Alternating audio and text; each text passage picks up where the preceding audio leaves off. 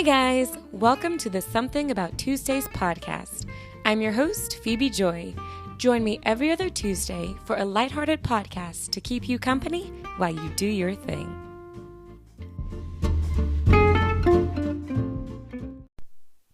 Hey guys, welcome back to Something About Tuesdays, episode 25. I'm your host, Phebe Joi, and hi, hey, welcome. I am so glad you are here. So glad you're choosing to tune in with whatever it is that you're doing. Hey, y'all, I'm feeling especially excited and pumped today because I have seen something that I haven't seen in such a long time. And that is the sun. It's sunny outside. It has, when I say the last, 2-3 weeks, month has been gray skies, which I don't mind gray skies because everything has a place, a season. Usually that means, it's meant a lot of rain, which I'm not necessarily a fan of rain in the winter. I definitely prefer snow. When we got a little bit of snow, we needed a lot more. But the gray skies, they have their place and purpose, right? Like, I would not appreciate this bright, sunny sunshine. It is not even that bright, which is hilarious, but this lovely sunshine day if it wasn't for those gray skies, all right? So no qualms about the gray skies, but I am excited to see the sunshine. It just feels good. In fact, I think I talked to about 3 people this week that literally we were like, man, we're tired. I've been waking up tired. It's not because I've gone to bed late. It's not, maybe I'm feeling a little under the weather, but not really. It's just kind of a little bit. And we were like, I think we need the sun. We just need some sun, some vitamin D. We need some of that warmth, that heat, which really, it's not even hot outside or warm outside. It's like high 40s, low 50s. But the sun is making such a huge difference. And we knew we needed it. We were like, you know what? I think it's time. God knew we needed it because he's given us a little bit of sun. And I think we're going to have sun for at least the next couple of days, which is pretty nice. Now, I am still hopeful that this is just, you know how they call it. You've seen those little memes where there's winter and then there's like fake spring. I'm hoping that's just sort of like a fake spring because I still want my winter. I still want the cold, the bitter cold, because I love, like last episode when I was like the fire and the fireplace and the staying warm and being cuddly, all that stuff.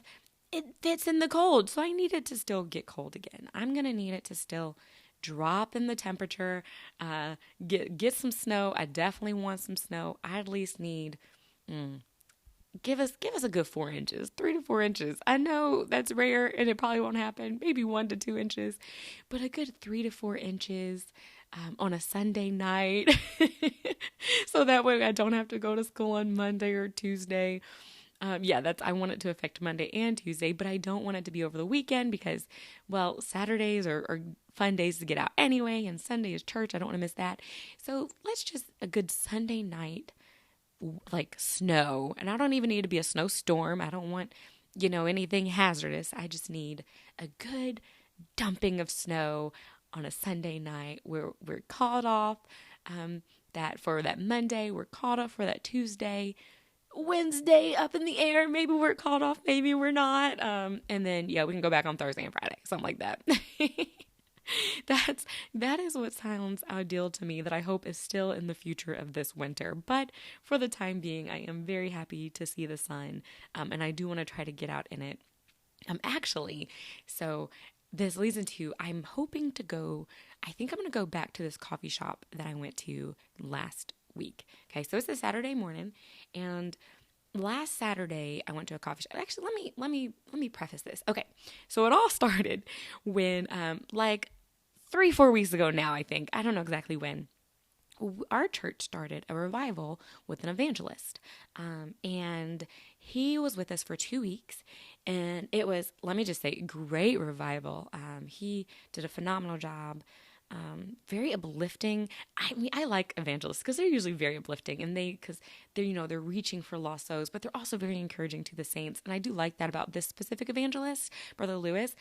He not only he ministers to people who are like trying to pull people in. So people who aren't in the faith and aren't in truth and who aren't living for God. But he also ministers to people who have been living to God or living for God for a while. And I really like that. And I like his energy.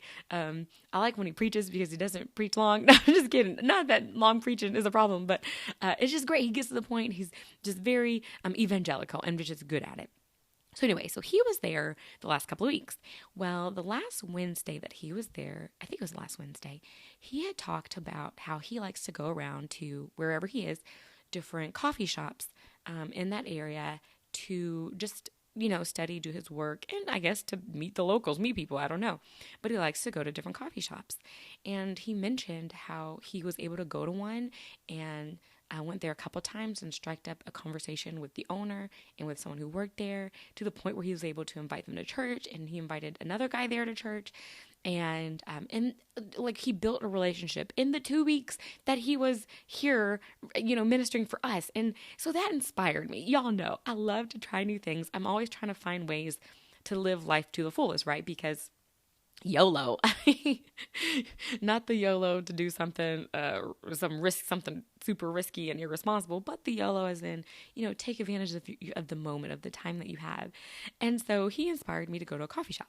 Now, y'all already know I do go to my Panera pretty regularly, once or twice a week, because I'm trying to reach a friend there, and I still go there. But I kind of also wanted to expand. I don't do Panera on the weekends usually. I think my friend might work on the weekends, but I've never gone on the weekend. I usually go before work. So I was like, I think I want like a weekend coffee shop where I can do my schoolwork. I'm still in school. And last week I just really needed, sometimes you can do schoolwork at your house, and then sometimes you just got to go somewhere. I've gone to the library before. That's great. I've gone to other coffee shops, and I was like, you know what? I'm going to be inspired by our evangelist, and I'm going to find a coffee shop. And I like what he said, that he likes to try to find the ones that are kind of like the mom and pop coffee shops, the ones that people who are like, they're not, what's the word I'm looking for? They're not your mainstream coffee shops. I can't think, there is a word for it. I can't think of it right now, but they're just your ones that people in the community have created and built. And so you're kind of giving back into the community that way. And it's good, find the more edgy ones. I don't want to say edgy, the more indie type ones. Yeah, the ones that people have created and done. So I was inspired to do that. I was like, okay, Panera can be kind of my mainstream, kind of coffee shop, but I want to find me another little mom and pop type coffee shop. So I decided to go online, and I Googled just some coffee shops, which there's so many, but it's hard to find like one with the right vibe. I saw the names of different ones, and then I was like, okay, let me narrow it down to some that are at least within 20 minutes of where I live. Because if it's too far, I know I won't go, but if it's on the way to somewhere or within 20 minutes from where I live, then it's not bad. And I say 20 minutes, normally I would say 10 to 15, but because I live out in like the country, it takes me 10 minutes just to get to the nearest main road. So any 10 minutes or 15 minutes beyond that, for the most part, I'm like, okay, that's still pretty close. And so I narrowed that down, and I narrowed it down to a coffee shop. I found one. There was the one that the evangelist went to, and I was like, I want to go to that at one point, but I want to try a different one. And so I did narrow it down. I found one that I was interested in. And let me tell you, the minute I narrowed it down to the one that I wanted to go to, all the nerves and anxiety started popping up. And I was like, what in the world? Why are you nervous about going to a coffee shop to do work? Literally, there's nothing to it. You go in, you sit down, you do your work. But my brain was like, okay, what if I go in and the vibe is off? Or what if it's too small? What if it's too big? What if it's too cold? Which is hilarious, because if I'm going to work somewhere, I cannot be cold. I can't stay there long if I'm cold. And so I was like, what if I walk in and the people look at me weird? What if there's somebody there and they just, all the random things that do not matter, but somehow your anxiety just pops into your head start. And I was like, man, do I really want to go? Maybe I should just go to Panera. Maybe I shouldn't go. Maybe, what if I don't know anything about this place? And I realized that it was the idea of doing something new that was tripping me up. Just doing something that I hadn't done. I couldn't anticipate what was going to happen, because I was thinking about, how's the parking going to be? Is there going to be good parking? Is it going to be weird to park? And then I was thinking, when I walk in, is there going to be like a bell that when I walk in, everybody turns to look at me? Like, these are the things that go through my mind. And I was like, these, I guess, are things that I want to know because I'm doing something new. And I'm definitely the type of person, and tell me if you're like this, I don't think I'm alone in this, but who I like to know what I'm getting myself into from the beginning. I am not a huge surprise person. I don't mind surprises, but for the most part, I like to know what's going on, and I like to know what's going to happen. I like to know what to anticipate. I like to manage my expectations. All of those things I like to do, which means I have to know in advance. So when I start something new, for the most part, I do not like to do something new unless I know enough about it that I feel like I'll be semi, if not mostly successful in doing it. I know, it's a terrible thing. And but I like to have it all together before I start, which sometimes that's not the case. You're not always going to have it all together. But anywho, back to the situation. So I was nervous, but I was like, you know what?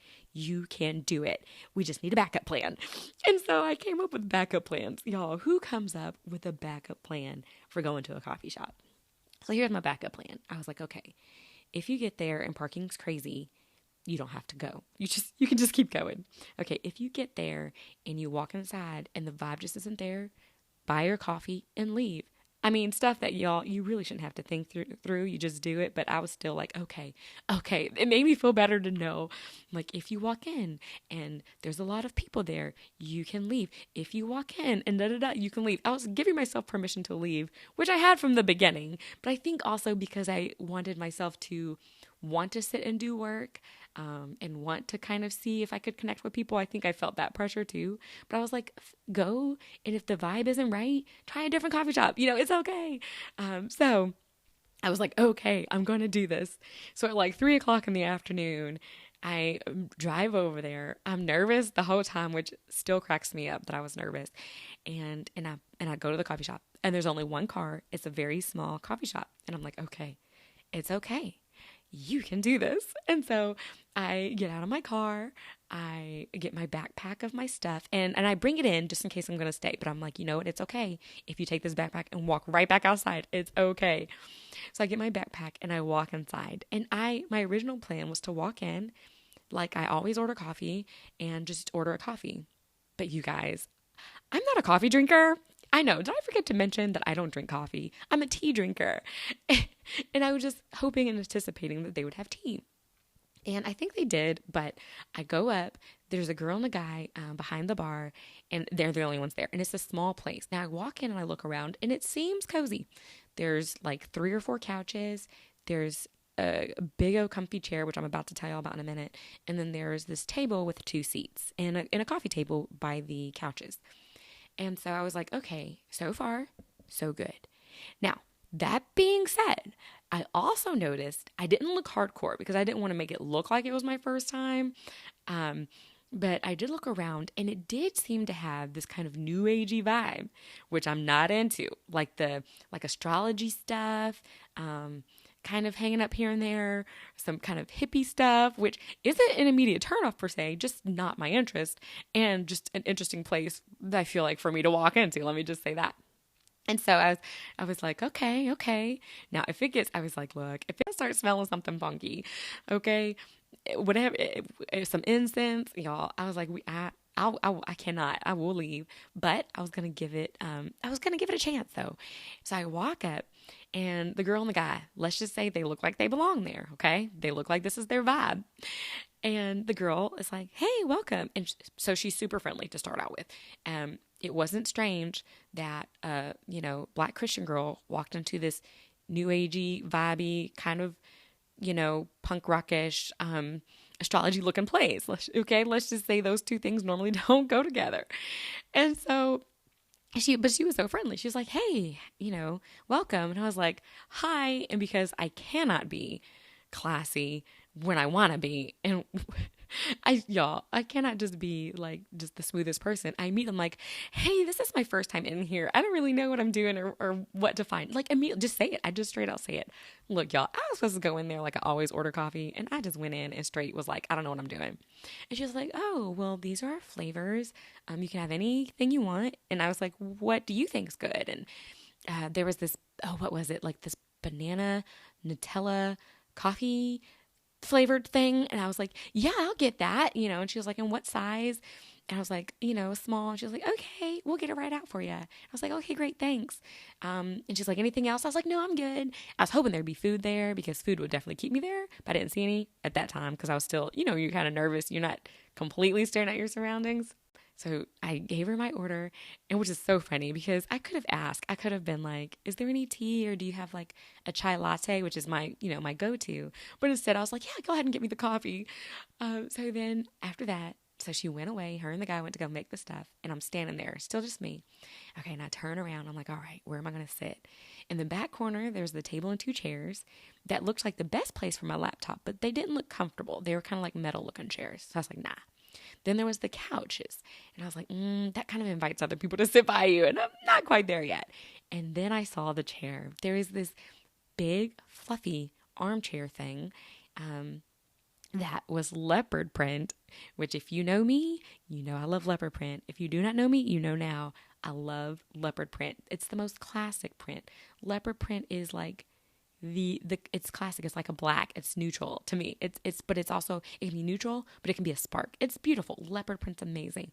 So anyway, so I saw the leopard print chair with a couple pillows, and it looked comfortable, and it was next to a nightstand. So if I needed to put my laptop or my drink or things on it, I could do that.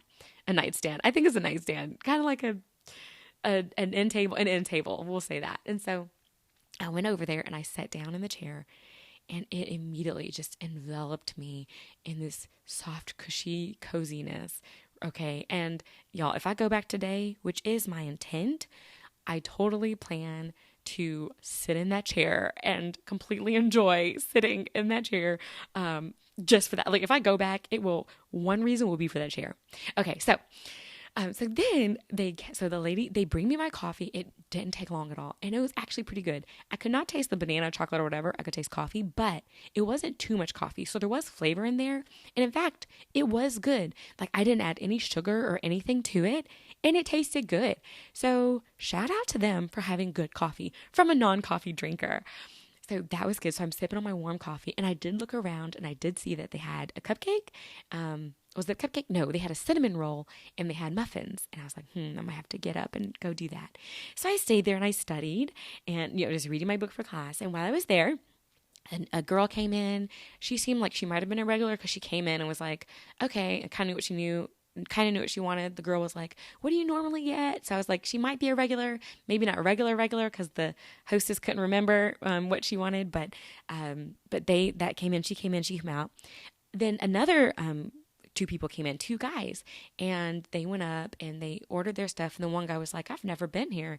And they seemed pretty chill. And they sat down in the back table and sat there for about 15, 20, maybe 30 minutes max, where they drank their coffee and had their conversation. And I was like, oh, look, they're new too.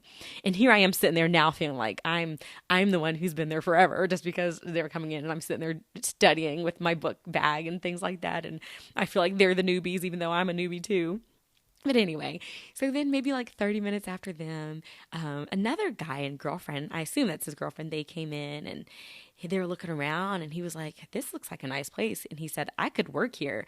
And I attribute that to me sitting there doing work. I was like, yeah. And I was like, I think I'm helping this little place. Like maybe I'm kind of like an advertisement for them, sitting here, like just the basic person doing their work, inspiring others to do the same.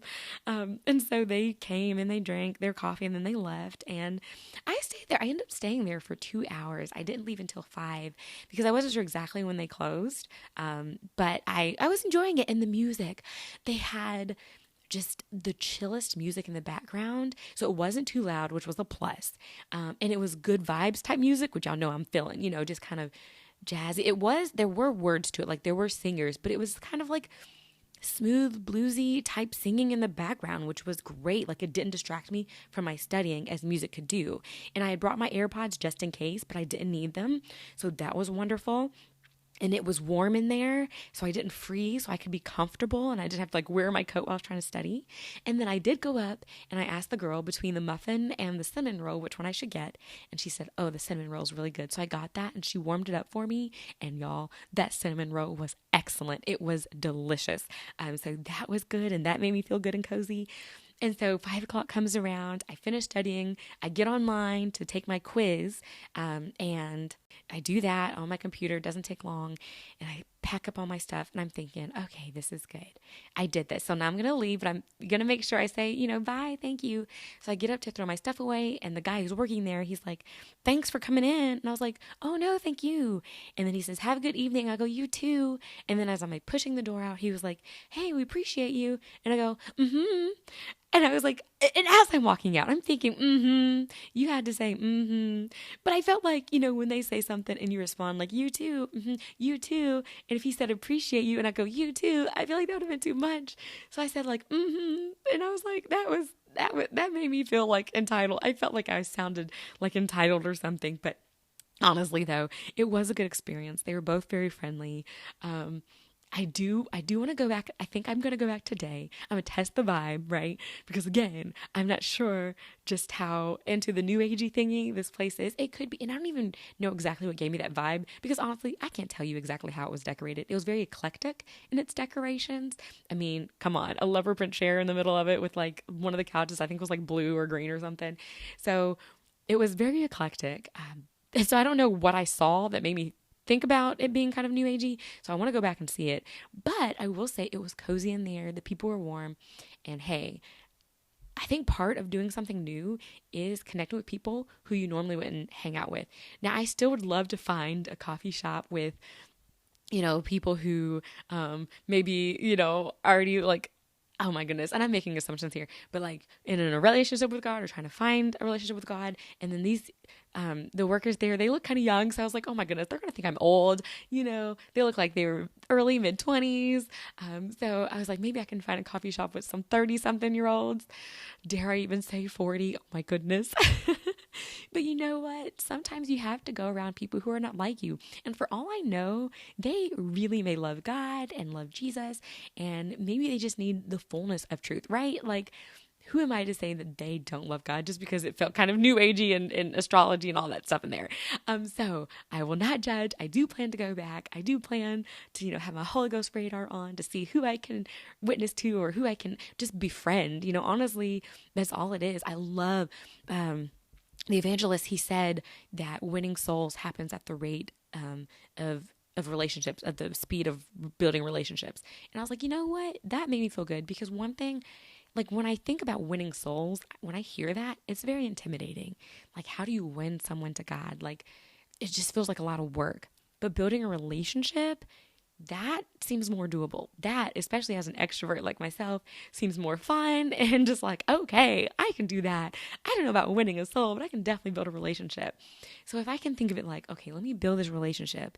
And then maybe through just my relationship with them, and then hopefully they'll see this relationship with God, and then hopefully we'll just all go closer to God together, so it kind of takes the pressure off and just makes it what it's about anyway, which is a relationship. And so I said all that to say that I enjoyed the coffee shop. I do want to go back. I do want to start building relationships with people, continuing relationships. Of course, I've always tried to build relationships, but like going places where I can go there routinely enough to actually build a relationship with someone. And really honestly, my end goal is to always win their soul. Whoever I meet, I want them to know Jesus the way I do and even better than I do. I just want to push them towards him. But if they never get to the place where I feel like they should be with God, at least there's a new relationship and friendship there. It's not a loss. Like, there's a win. You have a friend. And so, even if they end up thinking differently and not going quite the way you want them to go, there's a friend there, and friends are invaluable. And so I'm loving that. I'm trying to, continue to do that, continue to step out of those areas. In fact, I made a list. Y'all know with me in list of things I want to do. And I think I told y'all I want to go to a concert. I want to go see a comedian. I want to go to a new coffee shop. And so I did the new coffee shop. I still want to go do all those other things. And I want to find ways to meet new people. So yeah, okay. So all that to say, try new stuff, y'all. YOLO, okay? But anyway, all right. So also in the last couple of weeks, I have found that my stepdaughter, she has a skill, which is hilarious. So we went out to, I think I told you guys a couple weeks ago the grandmother of my husband passed away. And so my daughter and I, we had to go out and get some clothes to wear to the funeral. And so we go to Target and we find this pretty black dress, and my daughter picks it up in her size. And she's like, I'm going to go get some shoes. I was like, all right. And then we get the shoes. I'm like, you ready to go try it on? She's like, no. And I was like, wait, what do you mean? You don't want it? She's like, no, we're just going to go get it. I was like, wait a minute. I was like, you're going to buy clothes and shoes without trying them on when you have the option to? Like, I know some places don't give you the option, Myers, but I was like, but surely you want to see how it fits. She's like, nah, I'm good. And I was like, okay, you guys, I do not have that ability or skill. I have to try stuff on because how it looks it on the mannequin or on the hanger is not necessarily how it's going to look when I put it on. Now, what's perfect for her is she tried it on literally not when we got home that day. Not, I think, was it 2 days? 2 days had passed. The day of the funeral was the day she tried it on. Look, y'all, that would have been way too late for me. Because what if it didn't fit and I need to go find something else? She tried on the day. And when I say not even like the day of the funeral, when I mean like, hey, kiddo, we're supposed to be there like in 30 minutes. And you're still in bed. Come on, get up. And then she got up and put it on. That's how close she put it on. And when I say it was so cute on her, though, I was like, okay, Sid. All right, girl. Like, okay. Like, she know what she doing. It looked good on her. Now she had the shoes on. She's like, the shoes are a little big. But I was like, girl, you are okay. You know what works. You know what fits. Shout out to you. So like I said, I'm the one who has to try it on. In fact, I'm the one who tries on the same size. Like it'll be a shirt I like or whatever piece of clothing. And I will, if they have it in the same size, I would try it on in that same size, whichever size I need, to see which one fits better. Because I'm like, well, this small might be different than this small, or this medium might be different than this medium, even though it's the same outfit, same shirt. So I'll try them on. I look and see which one looks like it had the least amount of use, which one looks the newest. I do that. Like I can do that with like all my clothes. It's ridiculous. It's crazy. But anyway, so I just had to give her a shout out for that skill and ability. She must get that from her father. Definitely not from me.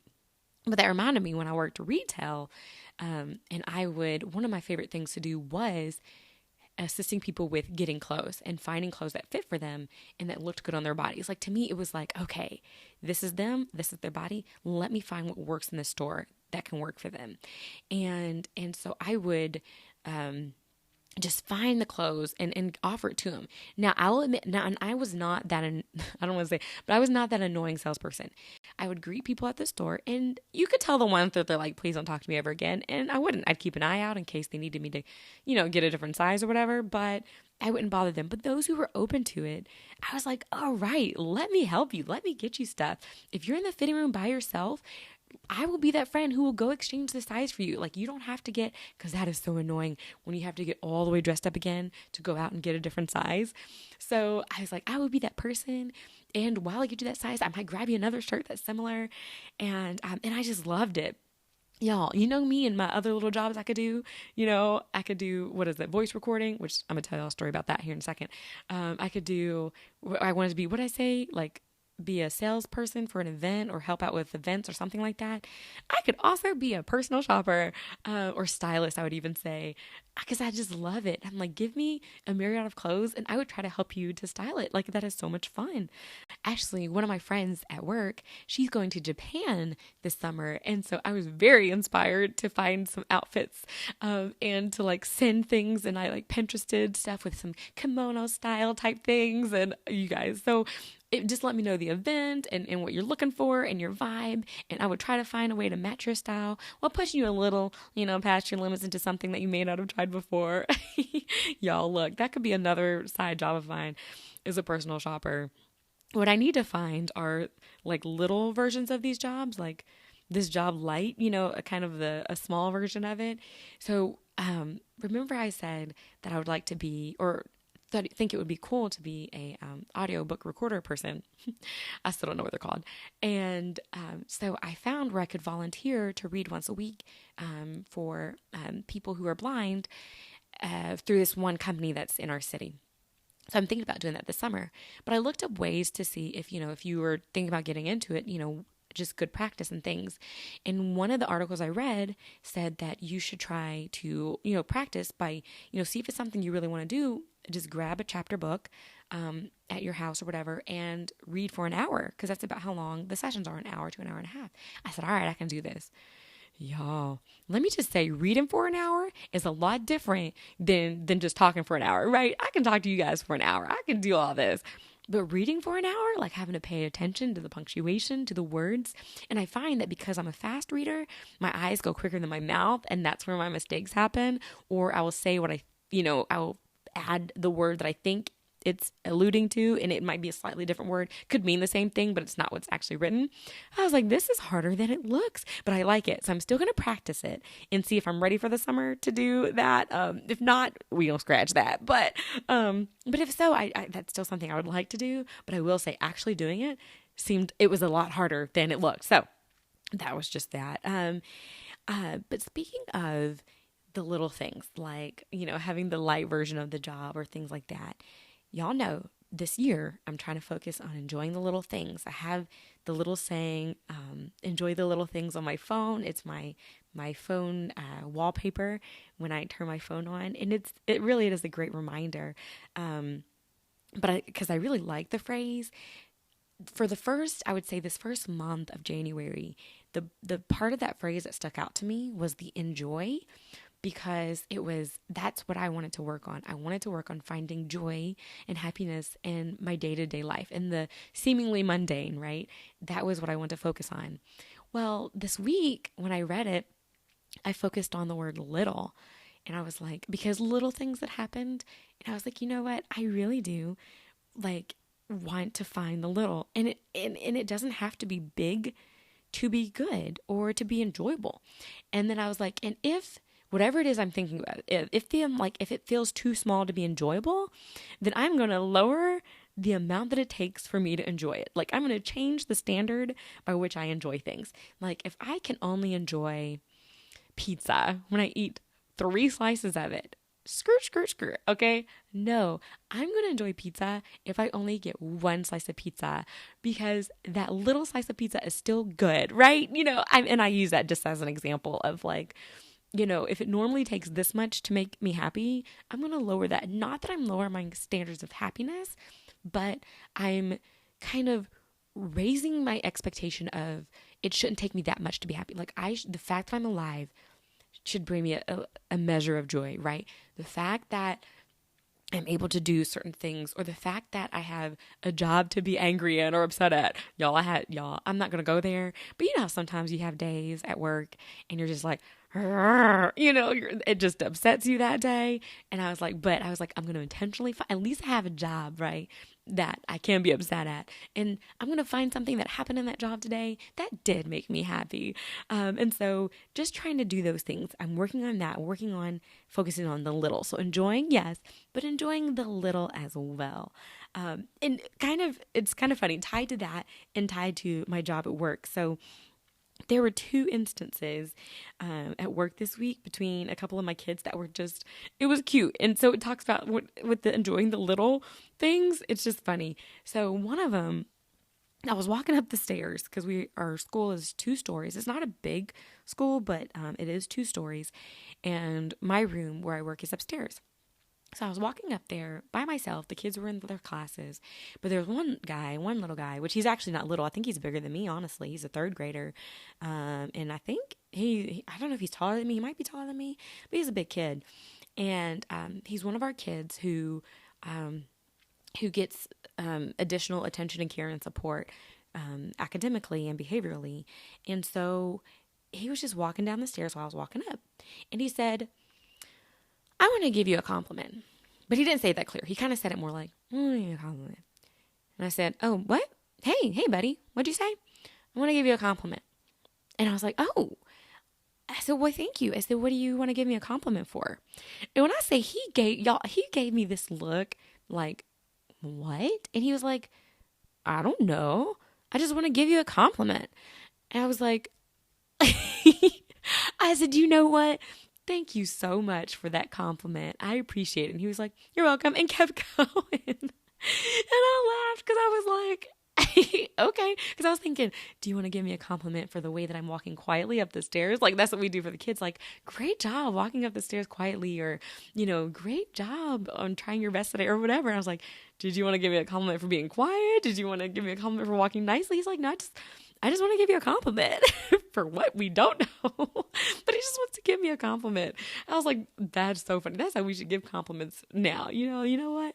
I just want to give you a compliment for what? I don't know. Whatever you need it for. I don't know. I just want to give you a compliment. Wherever you need it in your life, just take the compliment and apply it there. And I was laughing. And I was like, that still made me feel good, albeit it was the most vague compliment ever.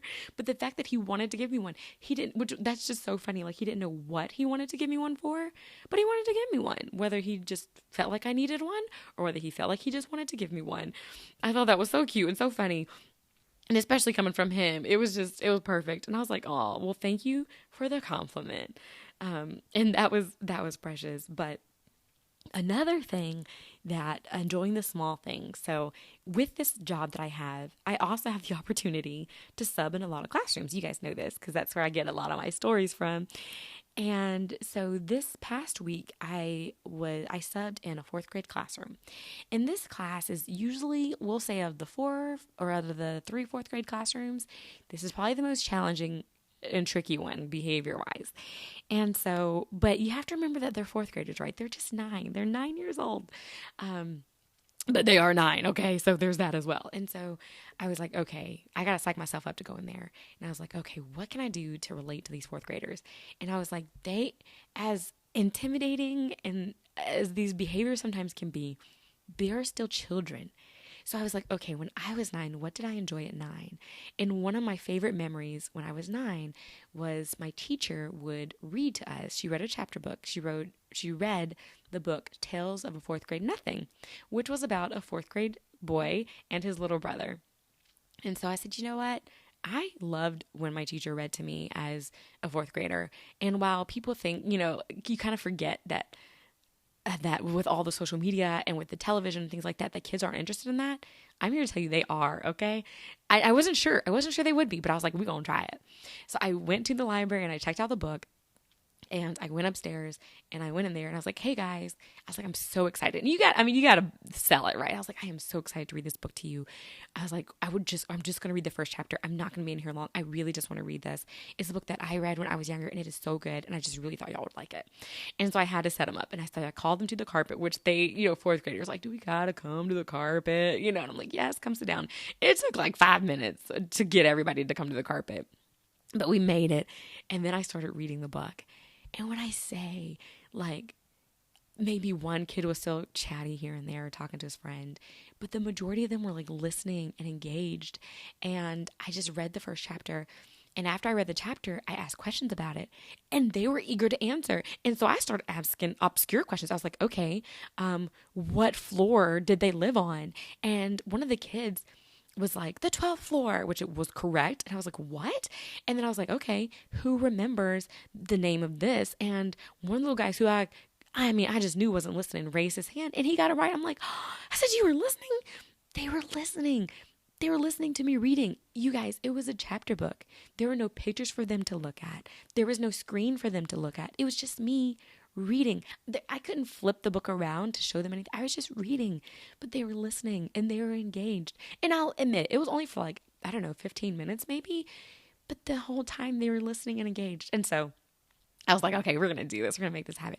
So I had to sub in there. I spontaneously subbed in there. So it was unplanned the next day or two. And I was like, you guys, I said, I volunteered to come in here because I want to read some more of our book. And they were like, okay. And there's another teacher in there. I said, let's review what we talked about. And they were so eager to share what it was that they remembered. They made connections to the main character and how they have little siblings who get away with things and little cousins who always gets away with stuff like Fudgy does. And so we talked about that. And then I was able to show them a picture of myself when I was a kid and the other teacher when she was a kid, and they engaged in that. And then we started reading chapter 2 and they were engaged until their teacher came, and it was so much fun. And so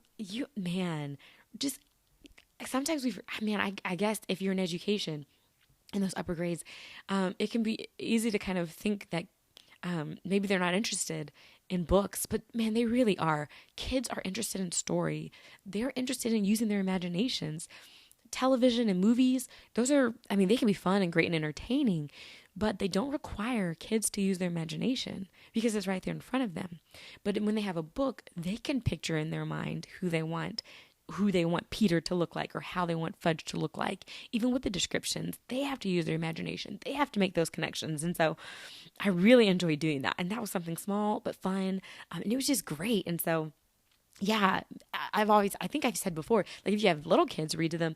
But hey, if you've got, 9 and 10-year-olds, read them too. Have them read to you, have them practice those different voices.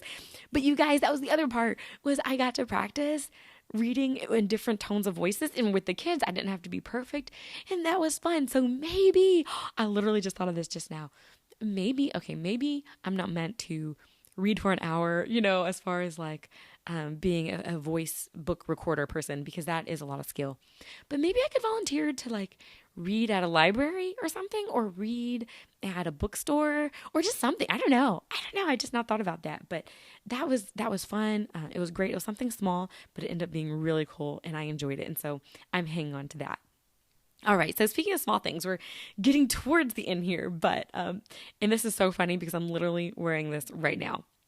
I wrote this down because y'all, I wrote down, my mom didn't know how much she spoke my love language when she bought me my electric blanket. And I wrote this down a couple nights ago because y'all know I get cold and I like things warm and I like to be cozy and I like to be cuddly and I like all those things. And my mom this past Christmas bought me an electric blanket and I have been using it. It's been so good. I've never had an electric blanket before, I don't think. And y'all, it's been great. I have my little space heater that I put on all the time, but then to give it a break, I'll turn that off and then put on my electric blanket, which I absolutely love. And it was just such a cozy feeling. And while I had it on over me, I was like, my mom really loves me. And I don't know if she knows how much she loves me, but she really loves me. And I was like, okay, so words of affirmation is my love language. And coziness is my love language, because I love socks and I'm joking and I'm laughing because she also bought me this big like snuggie hoodie thing. It's like a hoodie. So it's got the hood and it's got like the pockets like a hood. But when I say it's oversized, I mean, it goes down to right above my ankles. Yeah. But it's as huge as like a big old hoodie. Like, so it's not like a dress to my ankles. It's this big old massive fluffy hoodie to my ankles. Like it would fit like a giant, it's so big and it's cuddly and I wear it all the time. And in fact, I'm wearing it right now, but it's funny because I'm literally dressed. Like I have my clothes on ready to go to the coffee shop, but I still wanted to be, while I was recording, I was like, let me be cuddly and cozy. It's still a little cold in here. So I've got this snuggie thing, this hoodie snuggie thing over my clothes, and I'm wearing it just for the coziness and the vibes of while I'm recording. So there's that. And then she also bought me some slippers that I've been wearing every single day, because they are so soft and cushy and they're leopard print. And so is the hoodie that I'm wearing. And then I don't think she bought me socks this year, but she has before, because I wear socks every single day. I wear slippers all the time. I mean, y'all, I think I've discovered a new love language, and that's the cozy love language, because it's been a month since Christmas. A Christmas gift is good when you are still using it and enjoying it a month or two later. Y'all, I thank you, mother. Thank you for this gift. Thank you, husband, because my new computer, he bought me a new computer. I've been using that almost every day, not every day, but frequently enough. So, hey, good gift. Thank you, hubs. But yeah, like coziness. That's my other love language, I believe, because I love it, and I love all the stuff that keeps me warm. Just things that keep me warm. And that it's more than just a love language, and more than just, it is a love language. When you would think in the summer I wouldn't need these things, but I do. And that's the thing that drives my husband nuts, is in the summer he'll have the AC on, but in my room I'll still have my space heater on because it's cold, and I'll still wear my socks and I'll still wear my little hoodie thing because at that point he's actually keeping the house cold, so I'm still cold. So it doesn't matter all year round, y'all. I'm never warm enough. And so anything warm and fuzzy and cozy, I love and appreciate, and it will be used just because it's my language. It's my love language. It's my body's language. I guess my body's like, whatever is warm, that's what I need. And so thank you, Ma, for that. I just thought I'd throw that out there because I thought that was funny. And that's part of enjoying the little things in life. So just a couple more things before I wrap it up. Okay.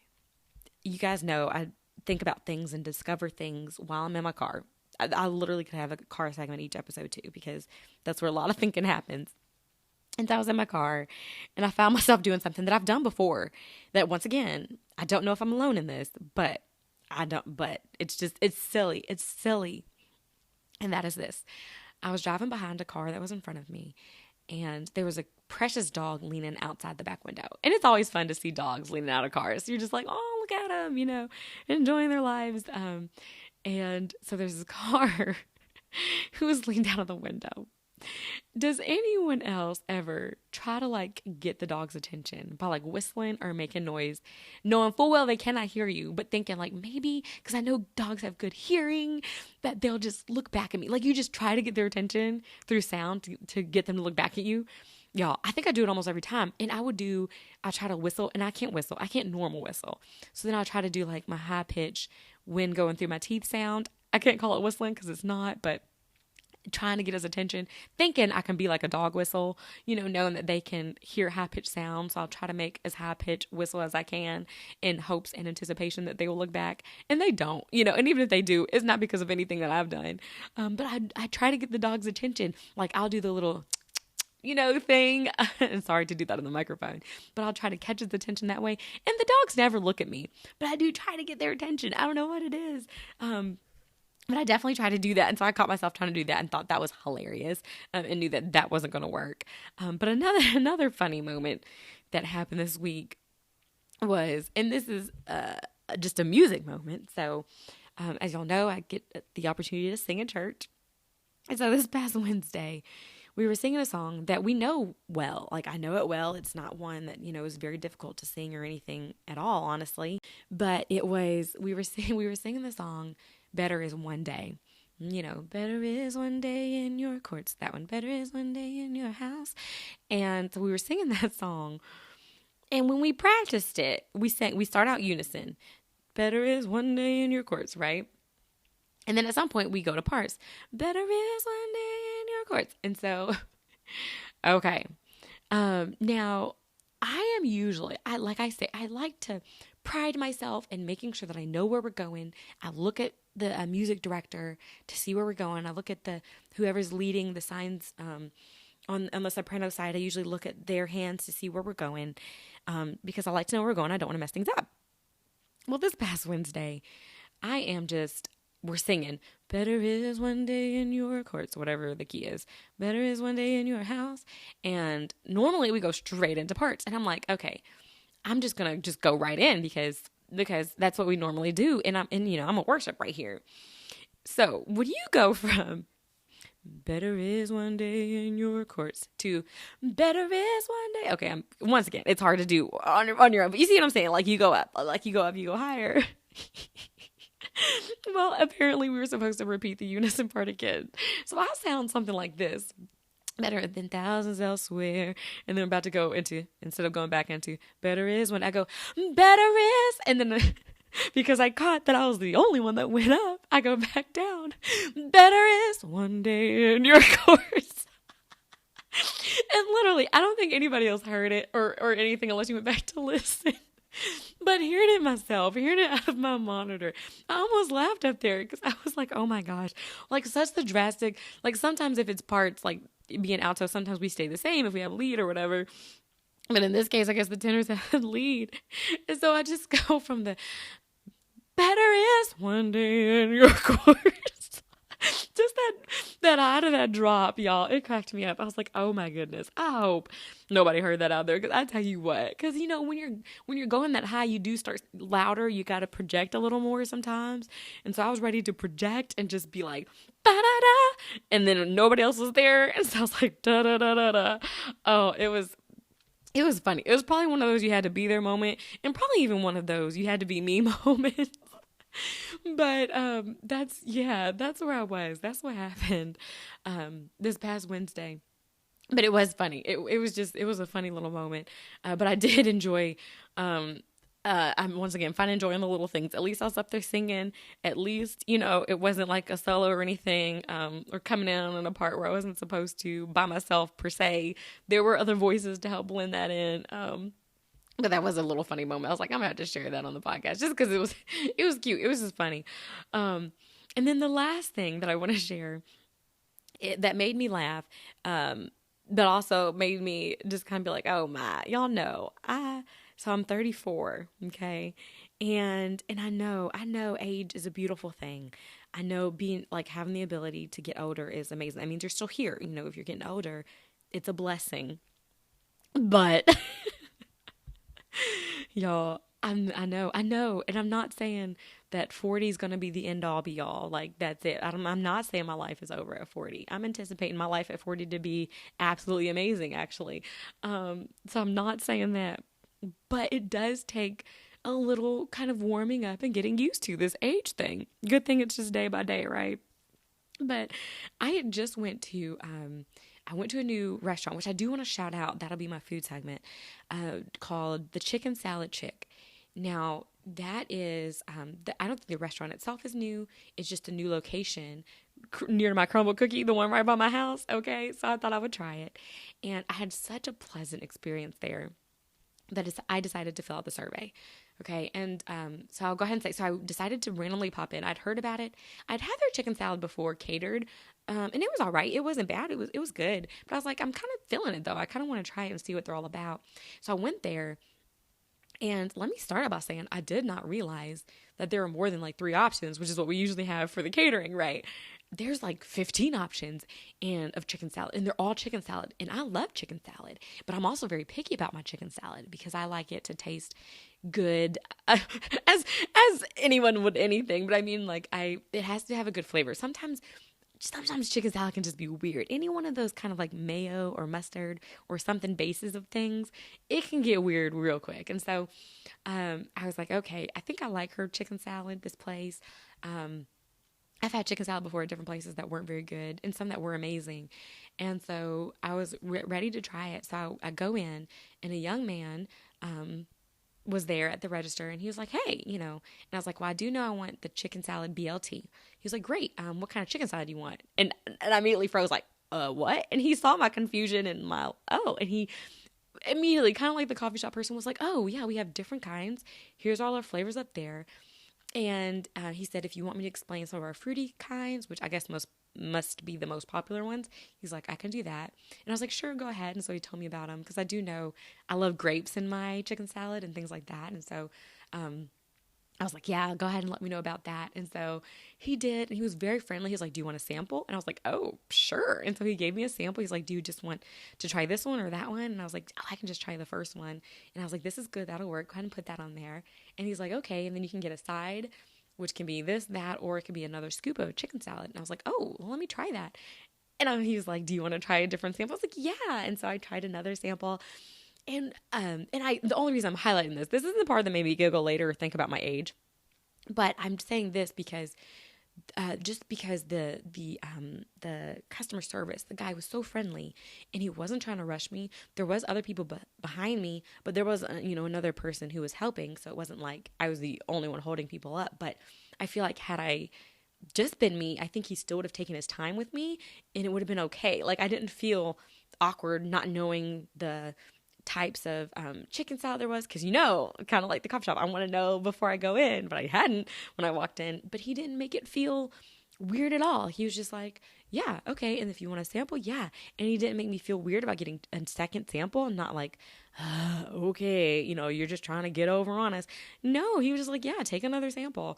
And so he got that, and then I was able to order it. And so because of that really great service that I had, I was like, okay, when I got the receipt, I was like, I want to fill out a survey. I want to fill out something to give kudos and shout outs to this guy. So I get on there, and, I plug it all in. I sign up for the rewards, and I'm there to fill out the survey. And they ask demographic type questions. And I was like, yep, here we go.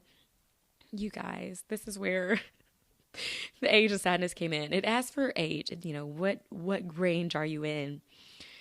And the range that I was in, y'all, I was like, oh man. It wasn't bad. It was just funny. The ranges were under 18. I took a picture of it, so I remember. Under 18. I was like, nah, I don't even want to be under 18. 18 to 24. I wouldn't want to be that age again. 25 to 34. And then 35 to 49. And I clicked the 25 to 34 because I'm 34. But when I say, I was like, wait a minute.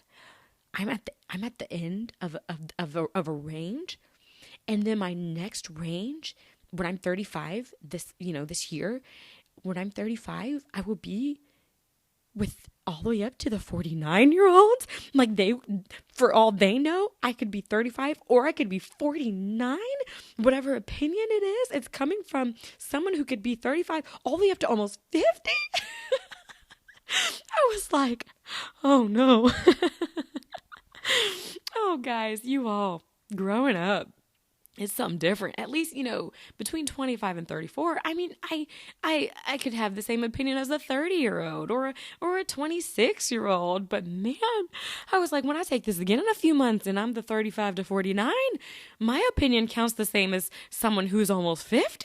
I thought about that and I was like, oh my goodness, my age, y'all. Like I said, it is a blessing.